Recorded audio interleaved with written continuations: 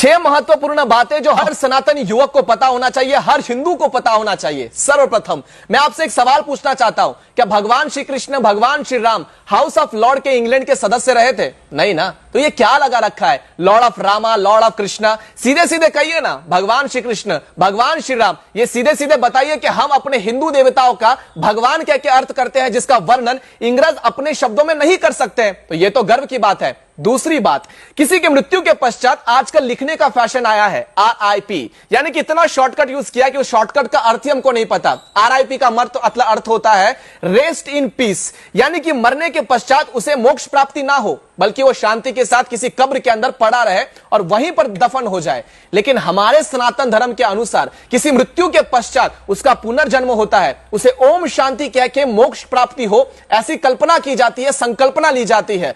सीधे सीधे आपको कहूं तो किसी वृक्ष के कटने के बाद जैसे उसका पुनर्जन्म होता है, ठीक किसी मृत्यु के पश्चात किसी व्यक्ति का पुनर्जन्म होता है। यह हिंदू धर्म हमें सिखाता है। तीसरी महत्वपूर्ण बात यह है कि महाभारत और रामायण को काल्पनिक बताना बंद कीजिए। ज्यादा करके जो हिंदू युवा है, जो पढ़े लिखे युवा है, महाभारत और रामायण को माइथोलॉजी कह के वर्णित करते हैं। और जिनको ये शब्द का अर्थ नहीं पता उनके लिए बता दूं, माइथोलॉजी शब्द बनाया मिथ से। मिथ शब्द का अर्थ होता है झूठा या फरेब, और ये जो मिथ शब्द है हमारे संस्कृत शब्द मिथ्या से ही आया हुआ है। तो मिथ्या का अर्थ होता है झूठा।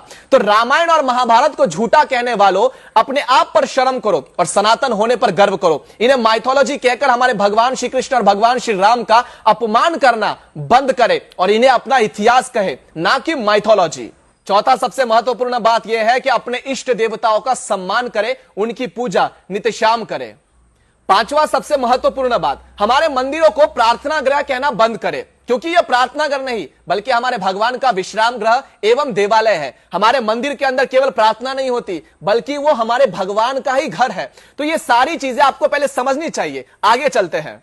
और अंतिम बात हमें समझना चाहिए कि आजकल के जो पढ़े लिखे माँ बाप होते हैं वो अपने बच्चों के लिए केक लाते हैं, उस केक के ऊपर दिया जलाते हैं या फिर मोमबत्ती लगाते हैं और उसे फूंक मारकर जन्मदिन मनवाते हैं। आप लोग को समझना चाहिए कि हिंदू धर्म के अनुसार अग्नि को बुझाना सबसे ज्यादा अपशकुन माना गया है। अपने बच्चों को सिखाइए कि तमसो मां ज्योतिर्गमय। इसका अर्थ यह होता है कि अग्नि देवता को प्रज्वलित करके हम अपने बच्चों के उज्जवल भविष्य की कामना अपने इष्ट देव से करते हैं, अग्निदेव से करते हैं। लेकिन अंग्रेजों के जो चोचले हैं उसको मनाते मनाते हम लोग भूल चुके हैं कि आखिरकार हमारी धर्म क्या है, हमारा सभ्यता क्या है, हमारी संस्कृति क्या है। लेकिन जब तक आप जैसे और हम जैसे युवा जीवित हैं, तब तक अपने सनातनियों को जागृत करने का प्रयास पूर्णतः करते रहेंगे। इस वीडियो से अगर आपको कुछ सीख मिली है तो आगे तक जरूर पहुंचाएं और हर उस युवा सनातनियों को बताएं कि आखिरकार ये 6 महत्वपूर्ण बातें जो आपको मैंने बताई है वो कितना ज्यादा मायने रखती है हमारे सनातन धर्म के अंदर। तब तक के लिए जय सनातन।